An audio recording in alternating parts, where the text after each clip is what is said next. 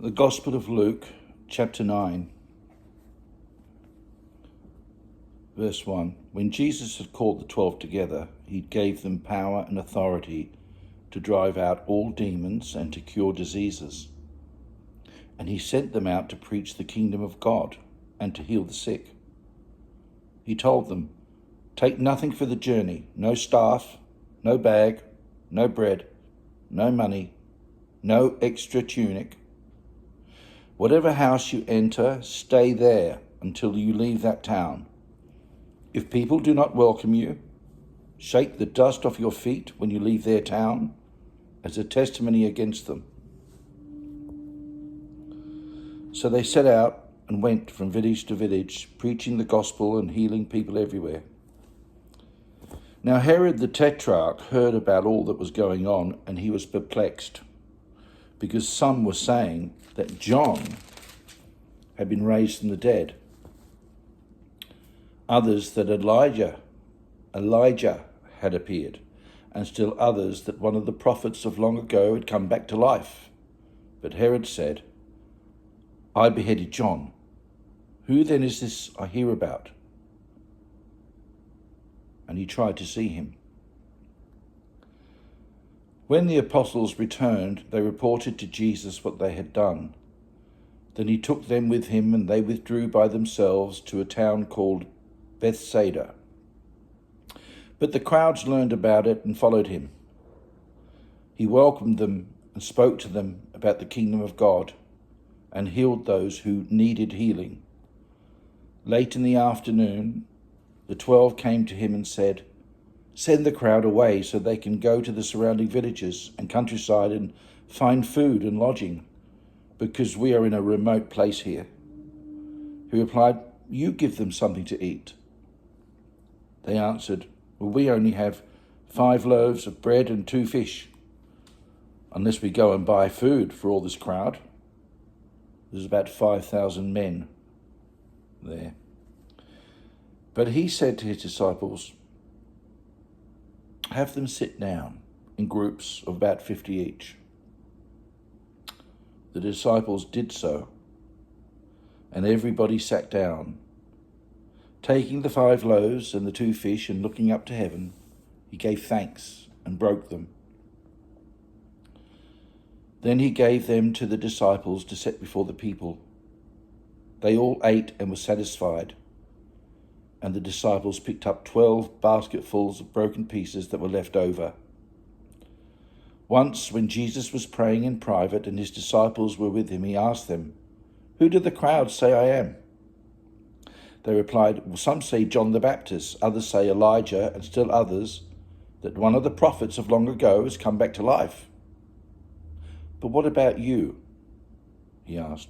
"Who do you say I am?" Peter answered, "The Christ of God." Jesus strictly warned them not to tell this to anyone, and he said, "The Son of Man must suffer many things and be rejected by the elders, chief priests, and teachers of the law, and he must be killed, and on the 3rd day be raised to life." Then he said to them all, "If anyone would come after me, he must deny himself and take up his cross daily and follow me. For whoever wants to save his life will lose it, but whoever loses his life for me will save it. What good is it for a man to gain the whole world and yet lose or forfeit his very self? If anyone is ashamed of me and my words, the Son of Man will be ashamed of him when he comes in his glory and in the glory of the Father and of the holy angels. I tell you the truth, some who are standing here will not taste death before they see the kingdom of God." About 8 days after Jesus said this, he took Peter, John, and James with him and went up onto a mountain to pray. As he was praying, the appearance of his face changed, and his clothes became as bright as a flash of lightning. 2 men, Moses and Elijah, appeared in glorious splendor, talking with Jesus. they spoke about his departure, which he was about to bring to fulfillment at Jerusalem. Peter and his companions were very sleepy, but when they became fully awake, they saw his glory and the two men standing with him.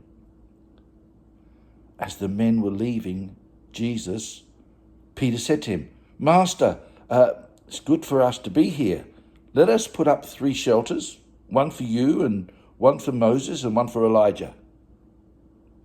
He didn't know what he was saying. While he was speaking, a cloud appeared and enveloped them, and they were afraid.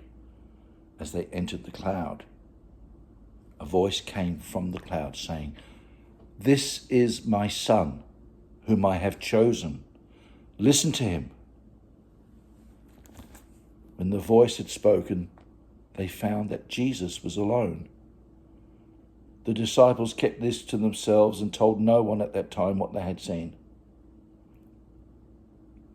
The next day, when they came down from the mountain, a large crowd met him. A man in the crowd called out, "Teacher, I beg you to look at my son, for he is my only child. A spirit seizes him and he suddenly screams. It throws him into convulsions so that he foams at the mouth. It scarcely ever leaves him and is destroying him. I begged your disciples to drive it out, but they could not." "O unbelieving and perverse generation," Jesus replied, "how long shall I stay with you and put up with you? Bring your son here." Even while the boy was coming, the demon threw him to the ground in a convulsion. But Jesus rebuked the evil spirit, healed the boy, and gave him back to his father. And they were all amazed at the greatness of God. While everyone was marveling at all that Jesus did, he said to his disciples, "Listen carefully to what I'm about to tell you. The Son of Man is going to be betrayed into the hands of men." But they did not understand what this meant. It was hidden from them, so that they did not grasp it, and they were afraid to ask him about it. An argument started among the disciples as to which of them would be the greatest. Jesus, knowing their thoughts, took a little child and had him stand beside him. Then he said to them, "Whoever welcomes this little child in my name welcomes me, and whoever welcomes me welcomes the one who sent me. For he who is least among you all, he is the greatest." "Master," said John, "we saw a man driving out demons in your name. We tried to stop him because he's not one of us." "Do not stop him," Jesus said, "for whoever is not against you is for you." As the time approached for him to be taken up to heaven, Jesus resolutely set out for Jerusalem, and he sent messengers on ahead who went into a Samaritan village to get things ready for him. But the people there did not welcome him because he was headed for Jerusalem. When the disciples James and John saw this, they asked, "Lord, do you want us to call down fire from heaven to destroy them?" But Jesus turned to rebuke them, and they went to another village. As they were walking along the road, a man said to him, "I will follow you wherever you go." Jesus replied, "Foxes have holes, birds of the air have nests, but the Son of Man has no place to lay his head." He said to another man, "Follow me." But the man replied, "Lord, first let me go and bury my father." Jesus said to him, "Let the dead bury their own dead, but you go and proclaim the kingdom of God." Still another said, "I will follow you, Lord, but first let me go back and say goodbye to my family."